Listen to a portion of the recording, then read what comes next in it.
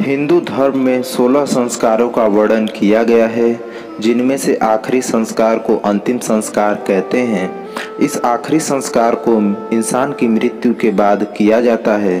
इस संस्कार को संपर्क कराने के लिए कुछ नियम भी बनाए गए हैं, जैसे कि सूर्यास्त के बाद अंतिम संस्कार नहीं करना, दाह संस्कार के समय छेद युक्त मटकी फोड़ना, शव की परिक्रमा करना जैसे कई नियम बनाए गए हैं। लेकिन क्या आपको पता है कि दाह संस्कार के दौरान मटकी को क्यों फोड़ा जाता है?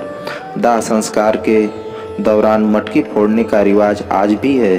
धार्मिक जानकारों का मानना है कि अंतिम संस्कार के दौरान एक छेद युक्त मटकी को कंधे पर रखकर परिक्रमा करने के बाद फोड़ने को आत्मा का शरीर के प्रति मोह भंग करना होता है। लेकिन इसका एक वैज्ञानिक कारण भी है। दरअसल कई सालों पहले जब शमशान घाट नहीं हुआ करते थे, तो उस दौरान लोग दाह संस्कार खेतों में करते थे। खेतों में दाह संस्कार के दौरान मुखाग्नि देने वाला अपने कंधे पर एक मिट्टी का घड़ा रखता था, जिसमें पानी भरा होता था और उसमें एक छोटा सा छेद होता था। मुखाग्नि देने वाला शव के चारों ओर परिक्रमा करता था।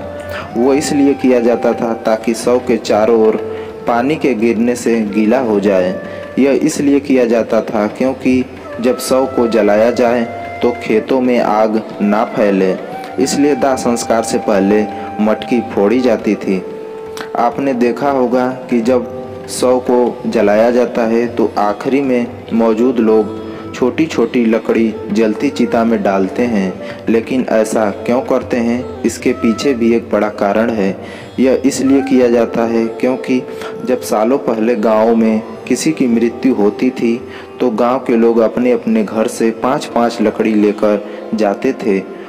क्योंकि उस समय शमशान घाट नहीं हुआ करते थे, इसलिए लकड़ी का इंतजाम नहीं होता था और जिस इंसान की मृत्यु होती थी उसके परिवार पर लकड़ी का बोझ न पड़े, इसलिए लोग अपने अपने घर से लकड़ी लेकर जाते थे। यह एक तरह से अंतिम संस्कार में लकड़ी का दान माना जाता था।